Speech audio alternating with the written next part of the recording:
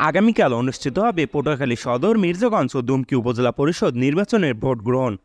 সকাল ৮টায় ১৬৭ কেন্দ্রে ব্যালটের মাধ্যমে শুরু হবে ভোট গ্রহণ। একটানা চলবে বিকাল ৪টা পর্যন্ত। শনিবার দুপুর থেকেই কেন্দ্রগুলোতে পাঠানো হচ্ছে ভোট গ্রহণের আনুষঙ্গিক সরঞ্জাম। ভোটে ৩ উপজেলায় ৪,৮০,৭৯৬ জন ভোটারের বিপরীতে চেয়ারম্যান পদে ১২ জন, ভাইস চেয়ারম্যান পদে ১৮ জন ও মহিলা ভাইস চেয়ারম্যান পদে ১০ জন প্রার্থী প্রতিদ্বন্দ্বিতা করছেন। সুষ্ঠুভাবে ভোট গ্রহণের লক্ষ্যে প্রতিটি কেন্দ্রে ৫ জন পুলিশ সদস্য ও ১০ জন আনসার সদস্য সার্বক্ষণিক দায়িত্ব পালন করবেন।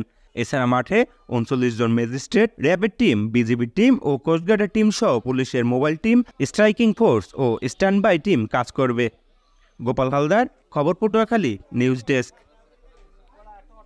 ওয়ালটন, সিঙ্গার, র্যাঙ্কস এবং ভিগো ব্র্যান্ডের টিভি ও ফ্রিজ পাবেন একই শোরুমে ইয়াস ইলেকট্রনিক্সে। পছন্দের ব্র্যান্ডের পণ্য পেতে চলে আসুন ইয়াস ইলেকট্রনিক্স, সবুজবাগ মোড়, পটুয়াখালী।